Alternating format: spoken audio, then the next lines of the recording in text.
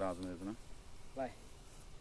Fala pessoal, boa tarde, tudo tranquilo? Sejam bem-vindos. A gente vai tentar fazer uma live um pouquinho diferente aqui. A gente está aqui no Instituto Federal de Rondônia, no campus Colorado do Oeste. Eu sou o professor Rafael e sou engenheiro agrônomo, trabalho nessa área de forjicultura, de pastagens. E essa discussão de hoje aqui é uma discussão básica, né, sobre manejo de pastagens, manejo do pastejo. E a gente decidiu fazer um pouquinho diferente, vir direto para o campo, né, e mostrar para vocês algumas coisas mais práticas, não só para os nossos alunos, né, mas também para os técnicos e todo mundo que quiser trocar ideia, né, com a gente aqui. Então, sejam bem-vindos. Eu espero que a gente tenha bons momentos aí de discussão, tá bom? Eu trouxe aqui para me auxiliar, digamos assim. Na verdade, eles vão participar comigo aqui em alguns momentos. O professor Túlio tá nos bastidores aí atrás. Dá um joinha aí, Túlio, na câmera. Valeu, galera! O professor Túlio tá aqui atrás. O Gabriel, que é um colega nosso aqui, aluno de doutorado orientado do Túlio, que veio fazer o trabalho de doutorado dele aqui com a gente aqui no campus em Colorado. Então eles estão me ajudando aqui. Obrigado pela ajuda, porque nós estamos no campo, então podem surgir imprevistos, né? Claro.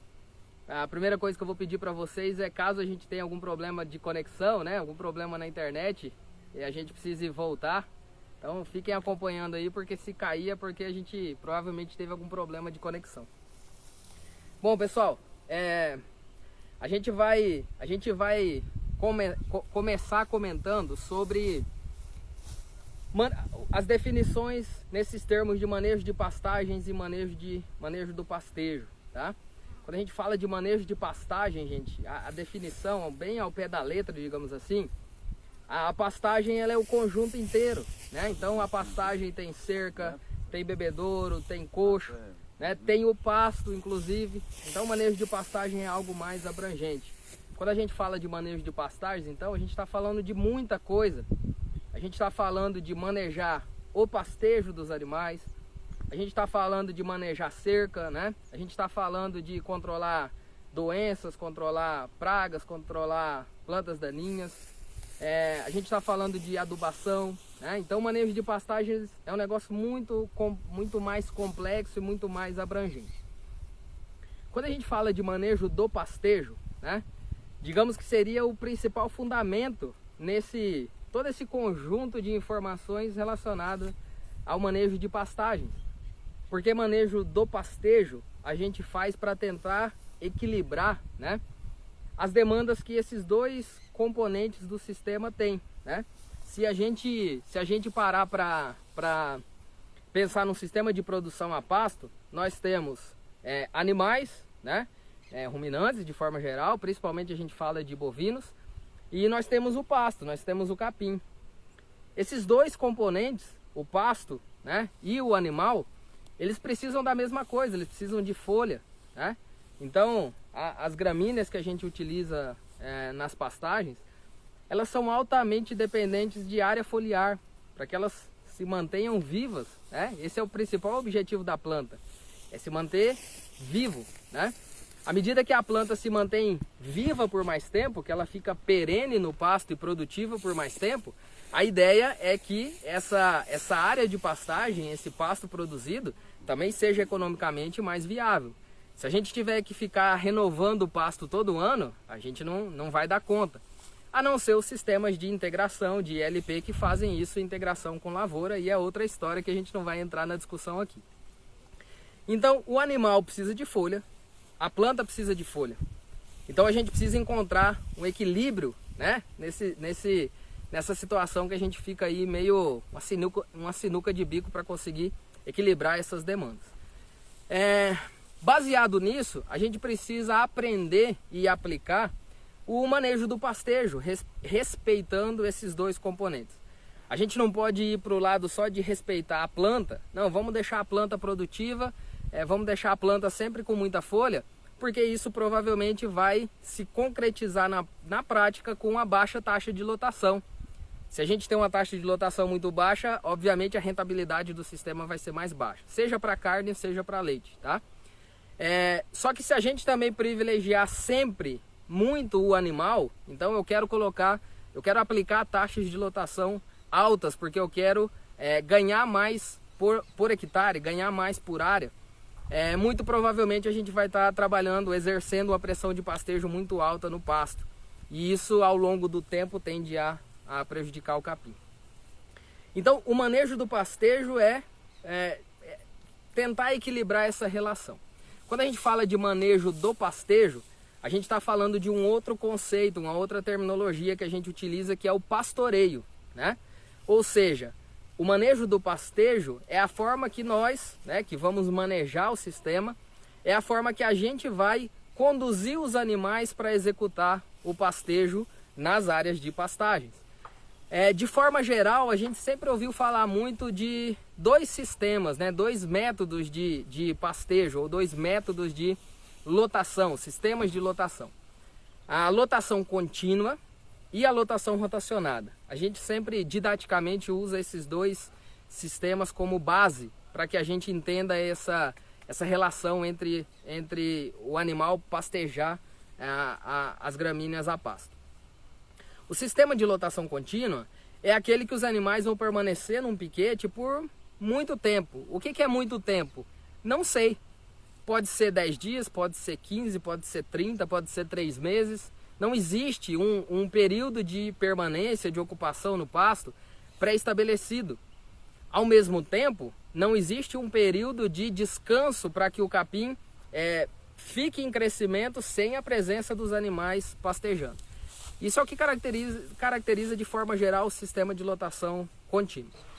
Já na lotação rotacionada, que é, digamos assim, exatamente o oposto, a gente tem a nossa área subdividida em vários piquetes, né? Então nós temos uma área de pastagem com várias subdivisões, e esses piquetes, esses pastos, essas subdivisões, elas recebem os animais por um período, né, pré-estabelecido. Então o animal fica 1 dia, 2 dias, 3 dias num piquete, depois ele passa para o próximo, depois para o próximo, até que daqui 30 dias ele voltou no primeiro piquete. Por isso que se chama o sistema de lotação rotacionada. Os animais ocupam esses piquetes de forma rotacionada, tá? Então esses são os dois sistemas gerais, digamos assim, que a gente tem. Só que é claro que o sistema de lotação contínua, na verdade, hoje em dia existe, é claro, tá? Principalmente em fazendas muito grandes e no que a gente chama de sistema mais extensivo. Mas hoje a lotação contínua ela também já é um pouquinho de alternada, ou seja, a gente faz uma certa alternância entre piquetes. Então os animais, eles pastejam os piquetes num determinado momento e eles alternam para um piquete vizinho, ficam lá por mais um tempo, depois voltam, ou seja, é alternado, não é exatamente contínuo, tá? Bom, esse é o primeiro ponto da nossa discussão. Quando a gente fala de manejo do pastejo, outra coisa que eu acredito que quem já é ligado de alguma forma à nossa área, né, de produção de bovinos, já deve ter ouvido falar que a gente faz o manejo do pastejo, o manejo do pasto, considerando a altura do capim, né? Então, existem alguns motivos para isso. A gente não maneja a altura do capim só no olho. Não, porque eu acho que é assim. Não, tem alguns motivos para isso. Então vamos lá. Por que a gente maneja pasto pela altura? Eu vou caracterizar e listar alguns motivos. O primeiro deles é que a altura do pasto ela tem uma certa correlação com a produção, certo? Então, geralmente pastos mais altos têm, né, naturalmente uma produção por área maior. Quando a gente pensa em gramíneas tropicais, no nosso caso aqui, né, gramíneas que crescem nessa área na área que a gente está, então temperatura alta, né, muita chuva, essas gramíneas elas aumentam a sua altura, elas aumentam a sua massa produtiva, muito em função do incremento de colmo, né, incremento de talo. Isso é interessante? Até um certo ponto sim, mas pode chegar um momento que o colmo já está participando muito daquela proporção de massa produzida. E aí o que vai acontecer é que quando o colmo começa a participar muito, a estrutura do pasto já muda, a qualidade nutricional também do capim já vai mudar um pouquinho. Então a gente costuma pensar assim, pasto mais alto é pasto mais produtivo? Quase sempre sim. Mas pasto mais alto não quer dizer que ele está no melhor, que ele está no ponto para ser pastejado. Então, primeira coisa, a altura tem correlação com produção. Só que a altura também tem correlação com uma certa proteção da planta, tá? Então, como exemplo aqui, eu não sei se vocês vão enxergar bem, aí eu vou pedir para os meus colaboradores aqui me ajudarem. Deixa eu chegar mais perto aqui, só para eu ver como é que tá o enquadramento. Então, pessoal, eu tô mais longe aqui, mas vamos lá, ó. Aqui nós estamos num pasto de capim mombaça, é um pânico, certo? Aqui nós estamos num sistema de lotação rotacionada, tá? Os animais não voltam nesse piquete aqui, já tem mais ou menos 20, 21, 22 dias. Os animais não voltam aqui nesse piquete, tá? Quando os animais saíram desse piquete, esse pasto estava mais ou menos nessa altura que vocês estão vendo aqui, ó. Nessa altura aqui, tá? Essa altura aqui é a altura de saída dos animais do piquete, é a altura que nós chamamos de pós-pastejo. Os animais entram mais ou menos nessa altura, eles vão consumir até o pasto ficar mais ou menos dessa altura aqui, e os animais vão sair do piquete. Quando os animais saem do piquete e vão para um próximo, esse capim vai ter um tempo, né? 20 dias, 25, depende da época do ano, depende da região, depende do capim. Esse capim vai ter um tempo para ele recuperar essa massa e voltar nessa altura daqui de novo, tá? Esse período, né? Esse período de descanso que o capim ele tem que ter para se recuperar do pastejo, demonstra ou pode meio que indicar para a gente que o capim precisa, né? Precisa para se manter no sistema disso daqui, ó, que vocês estão vendo. Então vamos lá. Vamos chegar mais pertinho aqui. Deixa eu só tirar o celular aqui, gente, pra gente tentar mostrar bem de pertinho para vocês. Vamos tentar chegar mais perto aqui para vocês verem. A gente fez algumas simulações aqui, ó. Então, essa é a altura que o capim deveria... Só um pouquinho aí, galera. Essa aqui é a altura de pós-pastejo, a altura que o animal deveria sair do piquete. A gente simulou aqui do lado, ó, uma altura que seria um manejo errado, um manejo inadequado. Olha a altura que está aqui, ó, 10 centímetros mais ou menos. Para um capim desse daqui, um mombaça, que é o caso aqui, se a gente deixar o animal pastejar até aqui, né, muitos dos pontos de crescimento, o que está dentro aqui do perfilho, responsável pela geração das folhas, esses pontos de crescimento vão ter sido decapitados, vão ter sido retirados. Então, esse pasto numa condição dessa, vai demorar muito tempo para recuperar.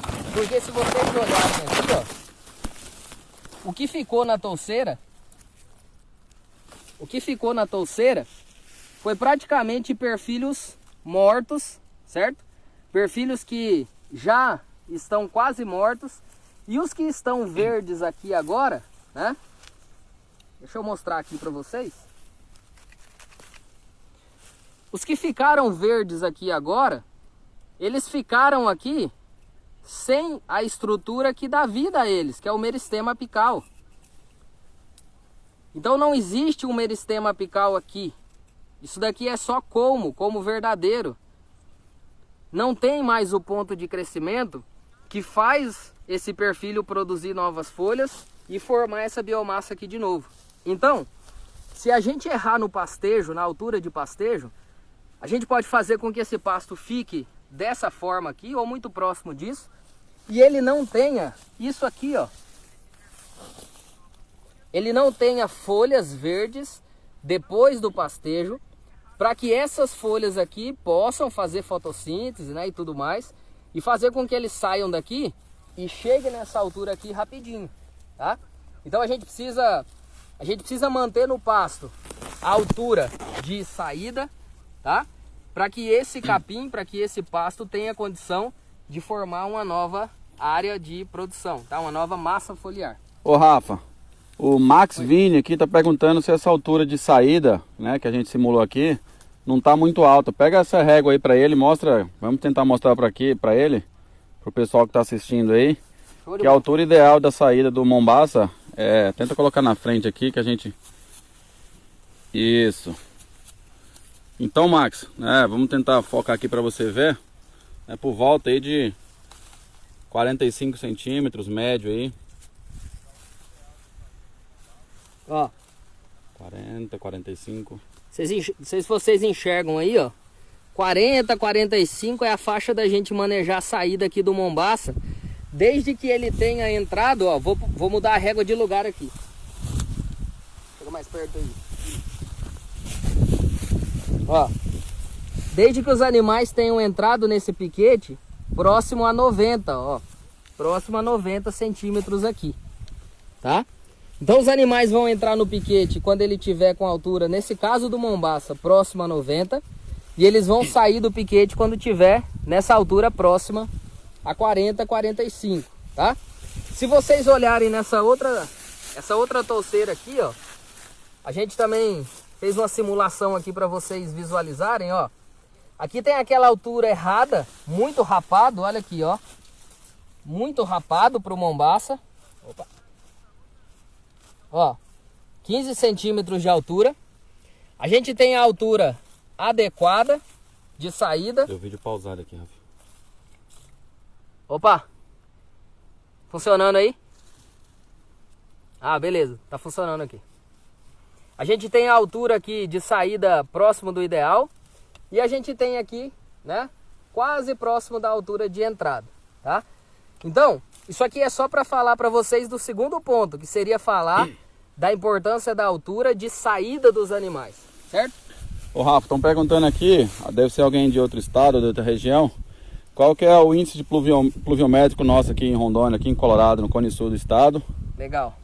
E também perguntaram aqui se poderia mostrar de novo ali o meristema e gema. Não sei se a gente com a nossa transmissão vai conseguir detalhar, mas vamos tentar, vamos tentar. Pessoal, primeiro sobre chuva, né? Isso, primeiro sobre chuva. A gente está em Rondônia aqui, pessoal, mais ou menos numa latitude sul de 13 graus, mais ou menos. Aqui chove, quando chove menos, chove 1.800 milímetros no ano, tá? Tem anos aí de chover 2.000, 2.100 milímetros. Então, a gente coloca aí de 1.800 milímetros para cima. Só que mais importante do que essa quantidade de chuva, a gente tem aqui na região uma distribuição da chuva muito boa, muito interessante. Quando a gente escuta falar aí que Rondônia é o estado da pecuária, né, natural, não é o único, mas é um deles. Isso tem a ver com a distribuição de chuva. Só para vocês terem uma ideia, hoje é dia 1º de julho, certo? 1º de julho hoje. Vocês estão vendo o pasto seco aí? E não tem irrigação. Esse pasto aqui não é irrigado, né? Não tem irrigação aqui, pessoal. Agora em junho deu 4 chuvas, tudo? 4, né? Bem espaçadas. Agora em junho, não sei se vocês conseguem visualizar aí. A gente não... Aqui onde a gente tá não tem irrigação, tá? Hoje é dia 1º de julho. Na teoria, a gente tá no período de seca, né? Ou transição para seca. Desde lá do começo de maio, então a gente está praticamente há 2 meses nessa transição. E agora em junho deu umas 3 ou 4 chuvas, bem espaçadas. Então, a chuva aqui pra gente não costuma ser um problema, tá? A gente vai ficar sem chuva mesmo, provavelmente julho agora e agosto inteiro. Aí a gente fica 60, 70 dias sem chuva. Só que aí quando deu meados de setembro, muito provavelmente já voltou a chover, tá? Vou mostrar para vocês aqui um perfil, tá? Vou pegar aqui aquele perfil que... Fundo branco seu fica melhor. Opa, aqui ó, tá na sombra, eu acho que vocês conseguem ver, né? Aquele perfil que foi praticamente decapitado aqui, ó, tá? Que foi praticamente decapitado, tá bom? Esse perfil aqui, a gente pode, né, fazer um corte transversal aqui. Eu não sei se vocês vão enxergar bem, mas eu vou tentar mostrar aqui para vocês. Enquanto o Rafael corta aí, eu vou mandar um abraço pro pessoal do Tocantins aí, que havia perguntado, né, sobre a chuva, né? Tocantins é um estado muito bacana. Esse ano eu dei uma palestra virtual também durante a Agrotins aí. Pessoal da Unicatólica, um abraço aí pro Thiago Tardivo, professor, zootecnista. Professor Emerson Alexandrino, da UFT, vai fazer uma live comigo aí daqui 2 semanas. Professor Zé Neuma também, forte aí, representando a zootecnia do Tocantins. Então, pessoal, num perfil desses aqui, provavelmente vocês não vão ver 100%. Tentem fazer em casa aí depois, tá?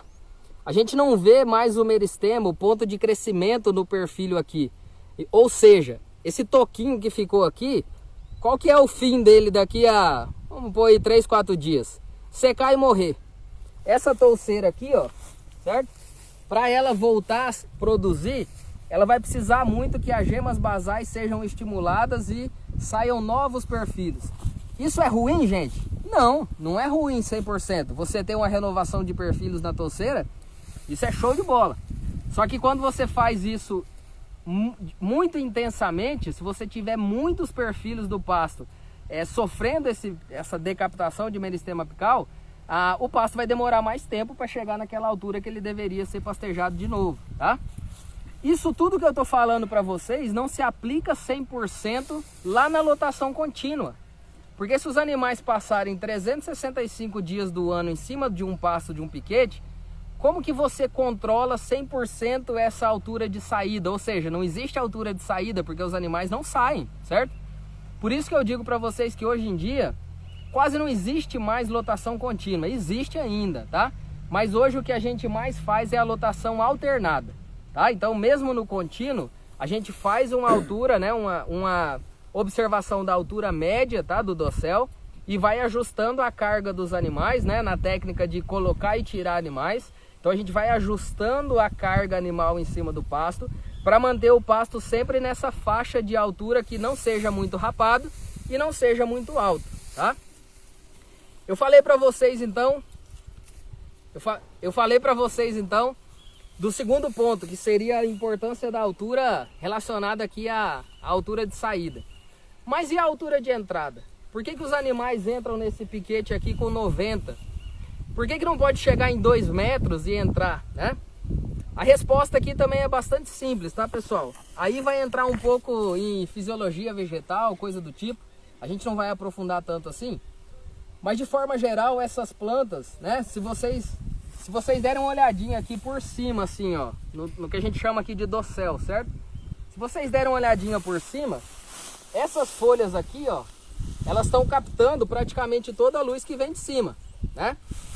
Ali naquela touceira que a gente acabou de cortar ali, já tem mais perfilhos, mais plantas captando a luz. Quando a gente tem o pasto nessa condição aqui, ó, nessa condição, eu vou enfiar minha mão aqui embaixo, tomara que não tenha uma cobra, mas vou enfiar lá só para vocês verem. Ó, o que eu trouxe lá de baixo, ó. Estão vendo essas folhas secas aqui, ó? Vou fazer de novo para vocês não acharem que é combinado. Olha lá, veio uma folha inteira, um monte de folha seca. Por que isso aqui acontece, gente?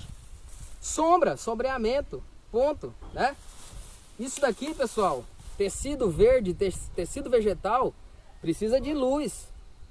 A partir do momento que não tem luz, para que a clorofila vai manter viva? Como que ela vai ficar ativa se não tem luz? Não tem jeito.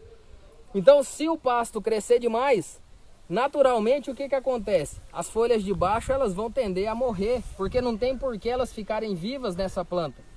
Elas não estão produzindo mais nada, elas só são um gasto energético para essa planta.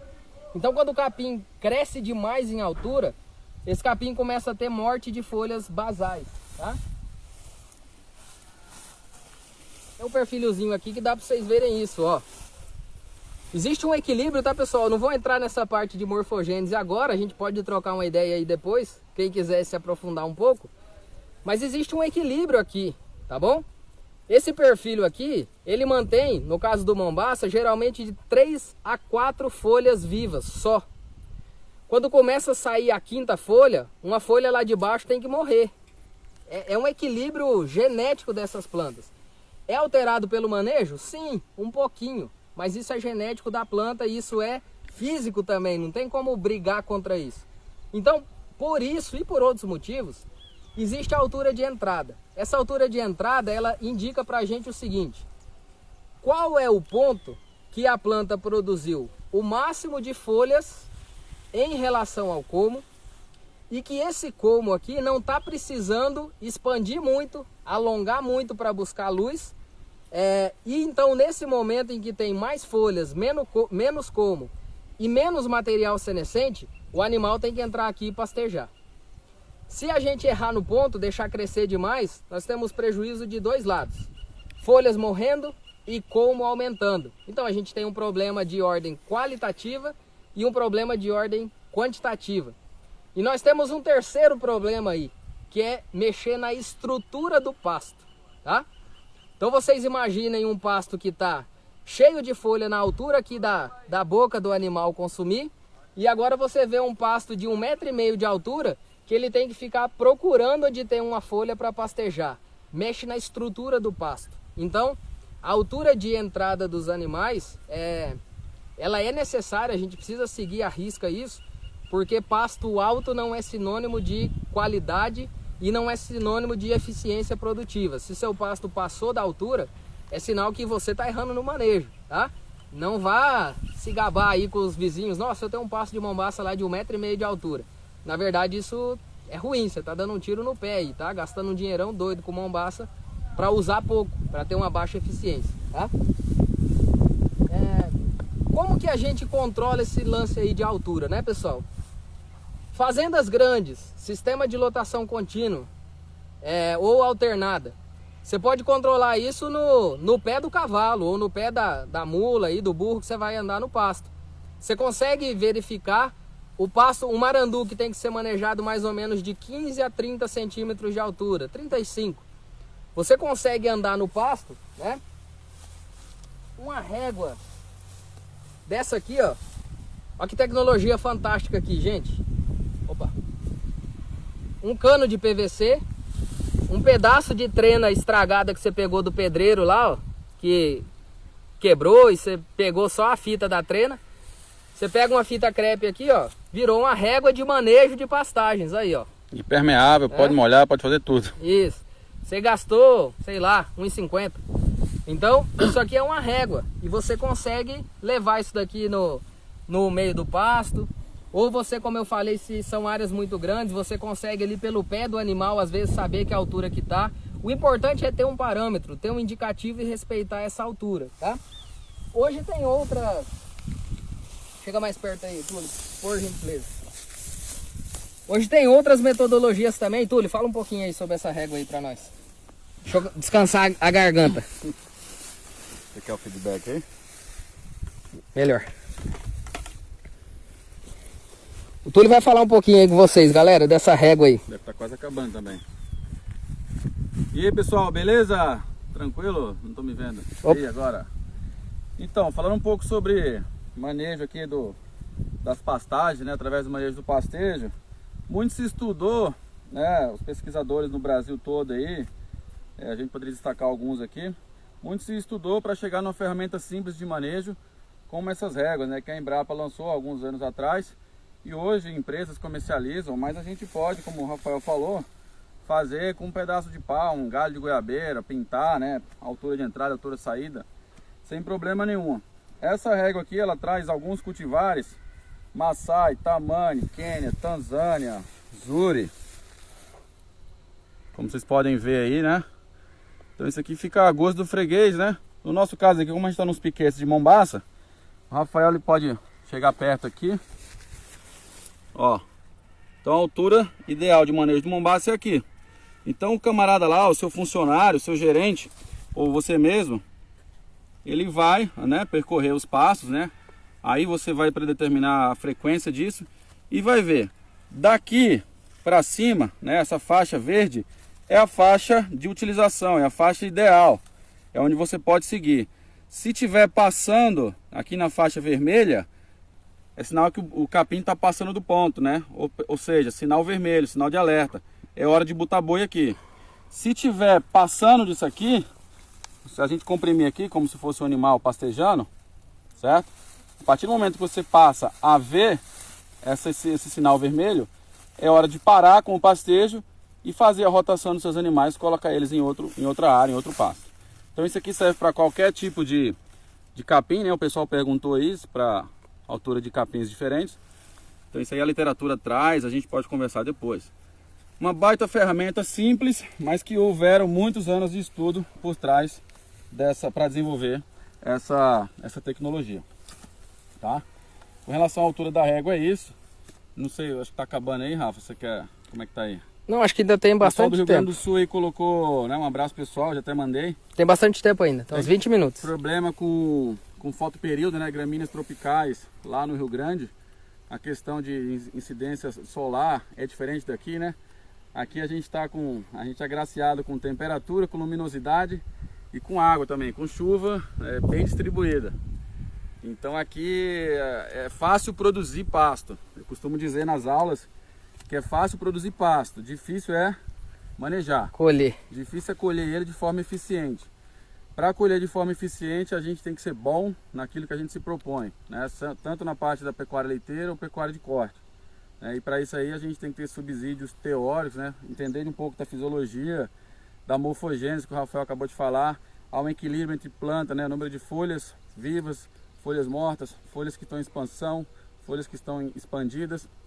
Porque a planta, a gente costuma dizer que é uma máquina de produzir fotossimilados, né? Através da captação de transferir energia solar, né? Na energia que a gente quer para os animais. Ô Túlio, o Carlos fala aqui do pastejo no sistema de lotação contínua, como minimizar superpastejo e subpastejo, pensando em distância de aguada de bebedor. Tem como manejar o pastejo dos animais, o que a gente chama de condicionadores de pastejo, né? Coxo, bebedor, sombra.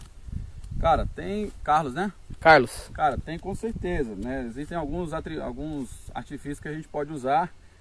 E acho que eu diria que o principal e o mais eficiente hoje em dia, sem sombra de dúvida, a tecnologia que chegou para ficar é o uso de cerca elétrica, né? A gente pode conduzir os animais de uma forma correta, né? Conduzir para o pastejo, explorar a área da forma mais homogênea possível e evitar superlotação próxima de aguadas, né? Ou de sombras, né?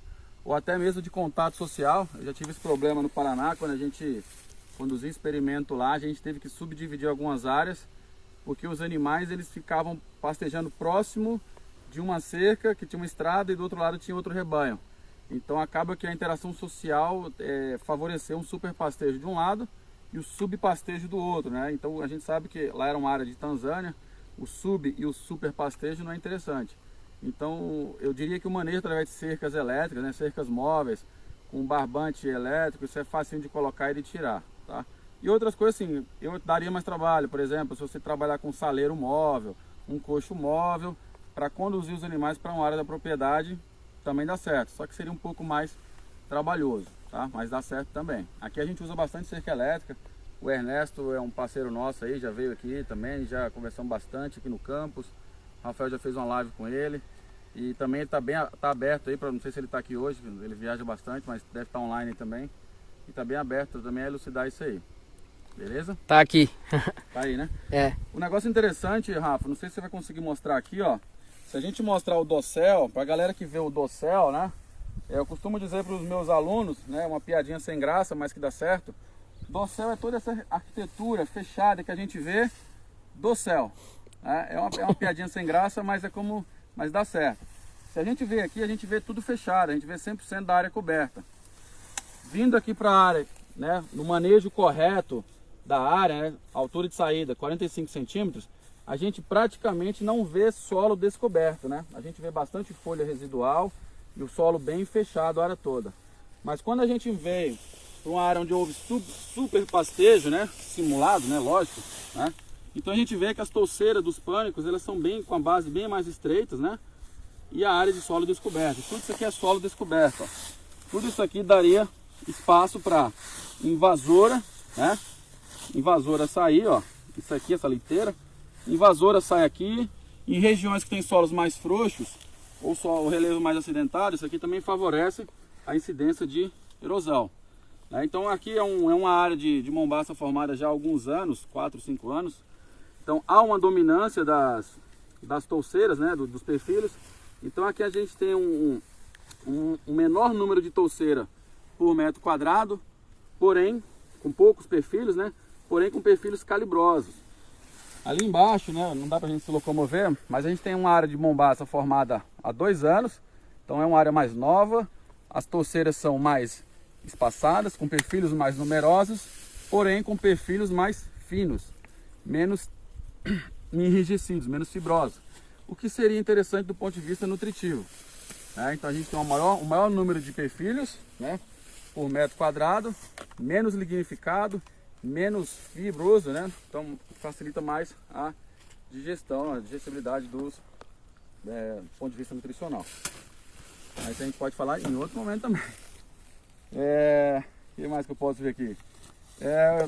A área residual, né? Acho que é interessante também, a gente não está falando de sistemas aqui nem de conceitos, mas a área de lâmina foliar residual que fica quando você permite, né? Quando você respeita a fisiologia da planta, né?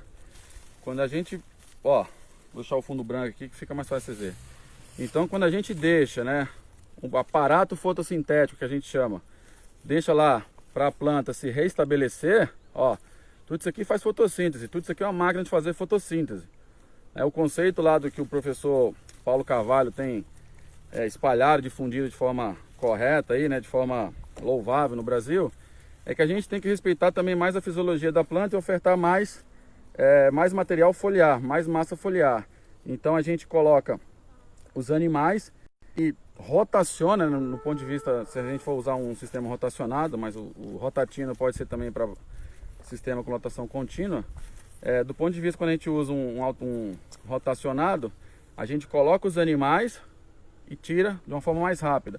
Ou seja, há uma frequência maior, uma intensidade menor. Se a gente conseguisse resumir em uma linha, seria isso, tá? O rotatino. Mas independente do sistema que você for adotar o conceito, a ideia e a premissa, independente do capim que você tiver, independente da faixa do globo que você tiver, a ideia deixa um pouco de folha residual para que a planta, né, com o seu aparato fotossintético, ela consiga se reestabelecer.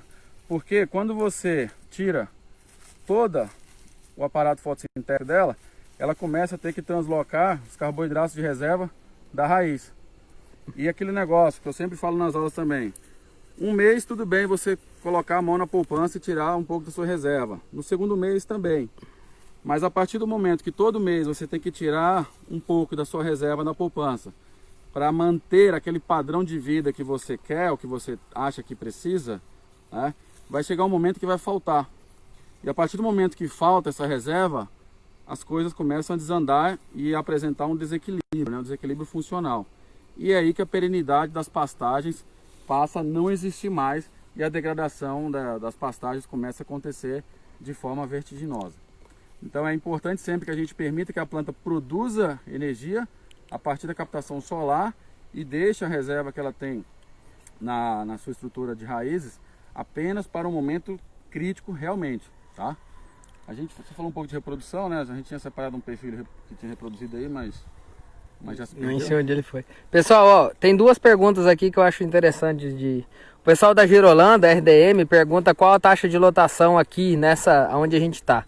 Pessoal, aqui especificamente nesses piquetes que vocês estão vendo aqui, eles são 6 piquetes bem grandes, que podem virar 12 ou que podem virar 18 com cerca elétrica, tá? Com cerca elétrica móvel. Então aqui circulam por dia em cada piquete desse de 20 a 25 animais que estão em lactação. Aqui vem as vacas que estão mais em pico de lactação. As vacas que estão secando ou as vacas secas, elas rodam em outros piquetes, tá? Tem uma outra dúvida aqui, né? Uma outra pergunta. A Valquíria fala sobre quantas touceiras vocês indicam por metro quadrado na formação. Valquíria, na formação a gente não analisa touceira ainda, a gente analisa perfilho mesmo, tá? Para pânico, né, que é o caso aqui, a gente precisaria ter por volta de 30, 35 perfilhos por metro lá depois da emergência, tá? Se for braquiária, por volta de 15, 20 e poucos perfilhos aí próximo a 20, 25 porfírios no máximo. Isso a gente avalia logo após a emergência, tá? Tem uma coisa aqui que eu acho que o Ernesto fez uma pergunta aqui, Ernesto Kozer tá por aí ainda.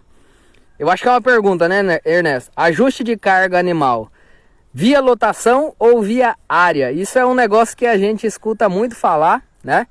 E essa resposta a gente não pode... A resposta assim, né? Legal. Muita gente pergunta assim... Ah, eu vou plantar um mombaça e eu posso pôr quantas vacas por hectare? Gente, depende, né? Eu posso pôr 10, eu posso pôr 15, eu posso pôr 2, depende da produção de massa. Então, ajuste de carga, ajuste de lotação, depende da capacidade de suporte do pasto, ou seja, quanto o pasto produz e disponibiliza de forragem e quanto que o animal consome.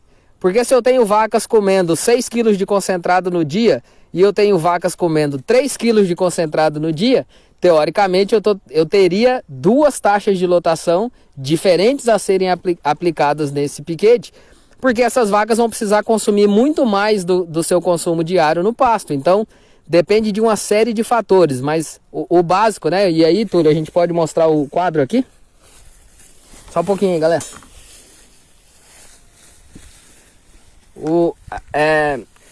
Não é um negócio só de academia, tá? É algo prático, mesmo na vida profissional aí. Acredito que tem alguns técnicos aí de campo, né, que trabalham com empresas de consultoria. Esse quadro de amostragem aí, ele precisa ser levado a sério. A gente precisa estimar a produção, a disponibilidade de forragem no pasto para que a gente possa fazer o ajuste de carga, né, Túlio? Só para complementar a pergunta do Ernesto aí, contextualizar um pouco, muito interessante, muito pertinente essa pergunta, porque eu conheço bastante produtor rural aqui em Rondônia, que o cara, é aquilo que eu acabei de falar, produzir pasto é fácil. Você compra uma semente boa, prepara a sua terra, joga um adubo e produz muito capim. E aí, quanto de boi eu vou botar lá? Cara, você tem dinheiro para comprar boi? Ah, não tenho. E aí, para que você produziu capim desse tanto? Então, assim, eu acho que a resposta do Ernesto seria ajustar de acordo com o objetivo, de acordo com o potencial financeiro do produtor, né?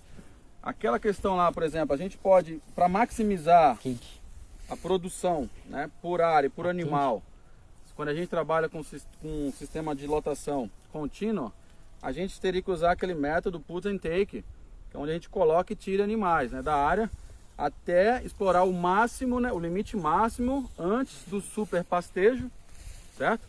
De uma determinada área. Mas como que a gente faz isso? É difícil na prática.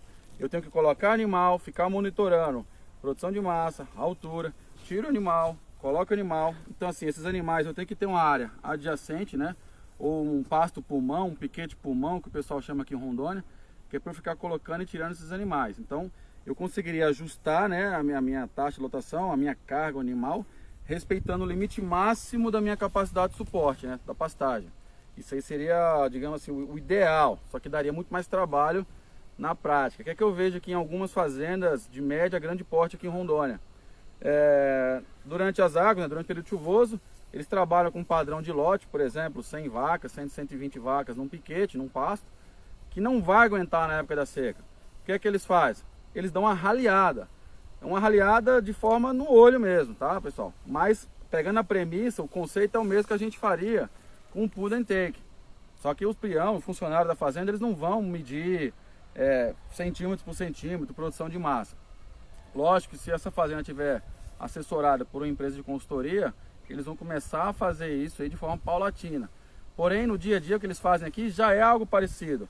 Eles sabem que na seca eles têm que dar uma raleada para favorecer o quê? Para não extrapolar o limite máximo da capacidade de suporte da pastagem, certo?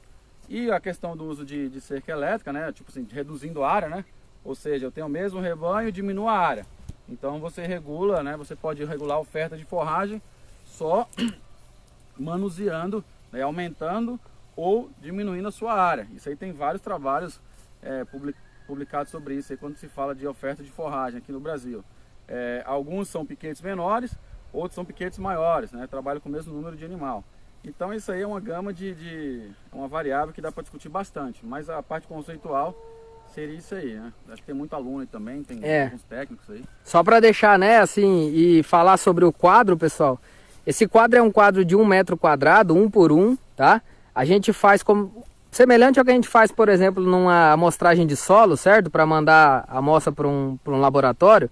A gente vai ter que rodar no piquete, fazer coleta e fazer estimativas de produtividade, tá? Essa estimativa, tá, pessoal? Considerando aquilo ali, ó, a altura de entrada e a altura de saída dos animais, ou seja, a gente vai coletar o que o animal deveria consumir. Baseado nisso, a gente faz a conversão para matéria seca e a gente faz a conversão para matéria seca. A gente faz a conversão para matéria seca, então a gente coleta o material, pesa, faz a conversão para matéria seca e a gente consegue calcular. Uma pergunta que sempre fazem, não sei se vão fazer agora, né? A gente precisa fazer isso toda vez que o animal for entrar no piquete? No começo você tem que fazer isso com bastante frequência, até você ir entendendo, tá, como que funciona o pasto. E o ideal, né, não vamos nunca menosprezar o Excel, né? Excel é uma ferramenta fantástica que a gente tem aí. Estou falando do Excel, mas vocês podem usar qualquer outro programa, aplicativo aí para isso também. A gente pode começar a criar modelos matemáticos na nossa própria fazenda, correlacionando a produção que eu obtive com a altura do pasto. Então você consegue, por exemplo, estimar naquele seu pasto, naquele seu piquete, quando o pasto tiver com 90, ele vai ter mais ou menos, né? Você vai fazer um modelo matemático, ele vai ter mais ou menos tanto de produção, os seus animais vão consumir tanto, então você consegue colocar tantos animais por tantos dias num piquete, ou seja, você calculou a capacidade de suporte do seu pasto utilizando uma ferramenta aí de R$5, Túlio, mais ou menos, um quadro de metal desse aí, ó.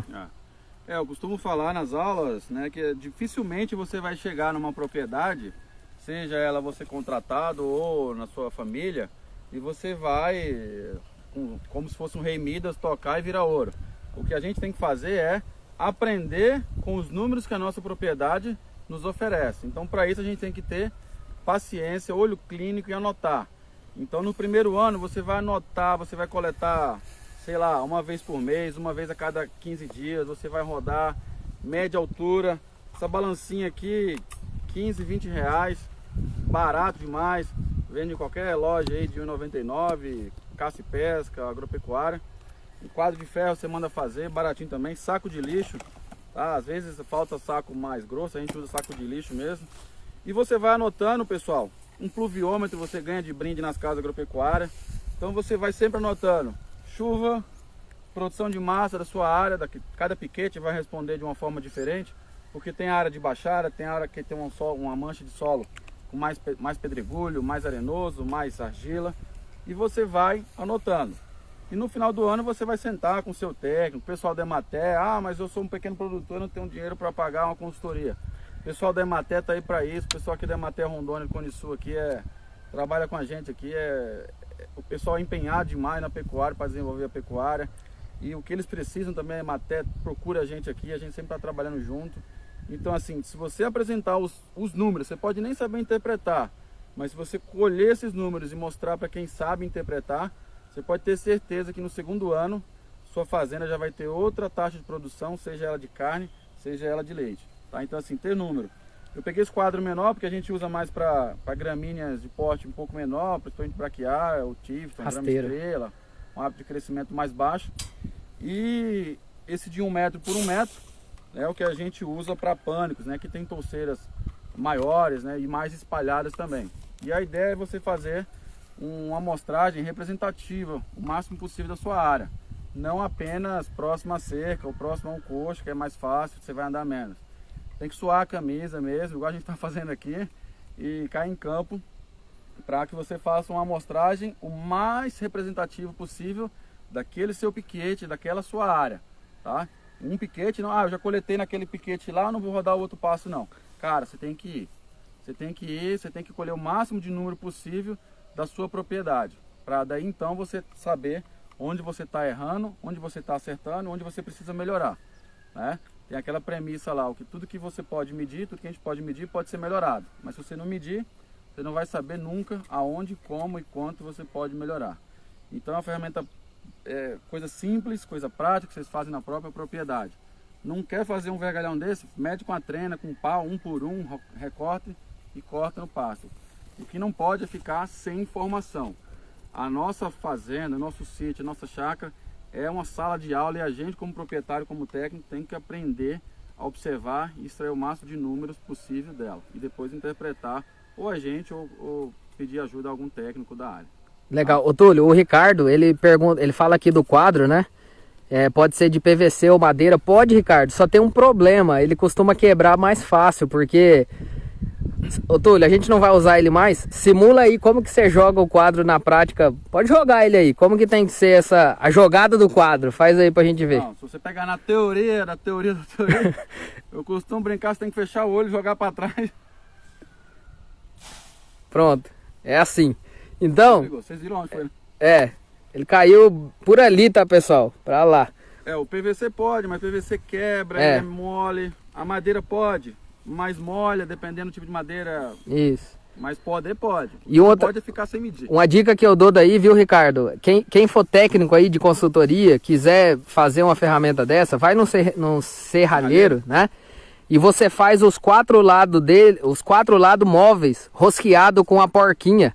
Porque daí você consegue soltar ele e diminuir o tamanho para transportar. Porque se transportar um trambolho desse aí no carro é meio complicado. Então você pode fazer ele com as 4 laterais porquinha, desmontável com a rosquinha. E aí você chega onde você vai usar, rosqueia ele e manda ver. Que é mais fácil você fazer assim. Tá? O pessoal, eu queria só fazer um último comentário aqui antes da gente pular aí para as perguntas. A gente ainda tem, acredito eu, que uns 5 minutos antes de encerrar essa parte. A gente pode ir para mais alguma pergunta aí de vocês. Eu queria só mostrar para vocês um negócio aqui rapidinho. Só para deixar bem claro, quando a gente fala de lotação rotacionada e lotação contínua, pessoal, não existe uma mágica no negócio, não existe um sistema melhor, tá? A gente não pode sair, inclusive o conceito do sistema rotativo, né? Que hoje a gente já leva muito esse conceito em conta. São conceitos diferentes. Então, o contínuo é melhor do que o rotacionado, ou o rotacionado é o melhor que o contínuo. Não existe um sistema melhor. Existe um sistema que você consegue manejar bem feito dentro da sua fazenda. Se você puder fazer um rotacionado, show de bola. Se você não puder fazer um rotacionado e for trabalhar com contínuo, legal também. Use cerca elétrica hoje no contínuo, que você vai ter um certo sistema rotacionado dentro de um sistema contínuo, né? Então hoje tem ferramenta para tudo, né? Agora, independente se você vai fazer alternado, rotacionado, rotativo, né? Além de todos aqueles benefícios que a gente falou para a planta, manter a altura, a planta se manter viva e etc. Pensem nisso aqui que eu vou mostrar para vocês, ó. Se o gado vai entrar aqui nessa altura e vai sair nessa altura, né? Deixa eu pegar um cutelo aqui. Me ajuda aí, Túlio. Ou uma tesoura. Vou simular aqui o pastejo, né, dos animais.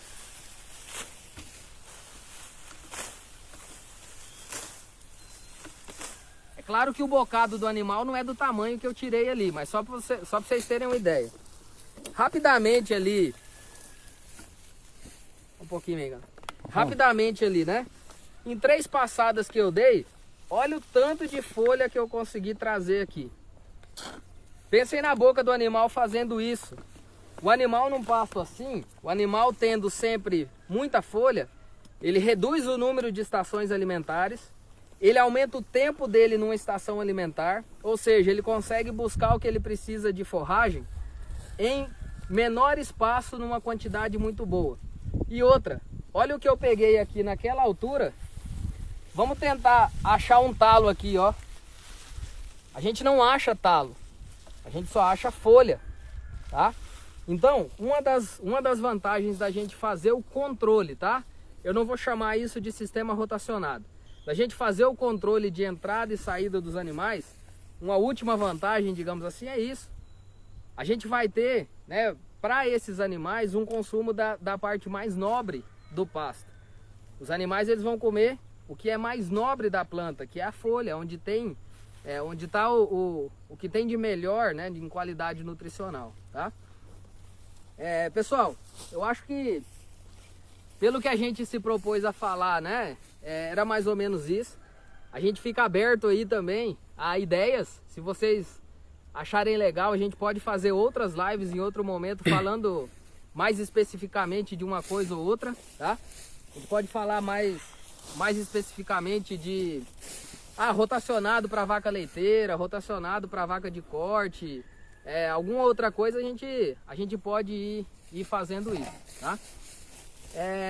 Não sei se tem mais alguma dúvida, mais alguma pergunta que vocês tenham. Vamos ver se tem alguma dúvida aí, alguma pergunta. E agora o Gabriel vai ler as perguntas ali pra gente, né? Se a gente... Tem mais alguma perguntinha aí, Gabriel? Por último aí, tem alguma pergunta, Gabriel? Não, por enquanto não, professor. Não? Não. Beleza. Pessoal, se não tiver mais perguntas, como já deve estar encerrando aí, a gente finaliza se não tiver mais perguntas. Queria agradecer, Gabriel, por ajudar a gente, Túlio, que participou junto aqui. Agradecer também ao nosso instituto de forma geral, né, os técnicos que estão trabalhando aí no dia a dia para manter tudo funcionando. E agradecer todo mundo que participou, né, Túlio?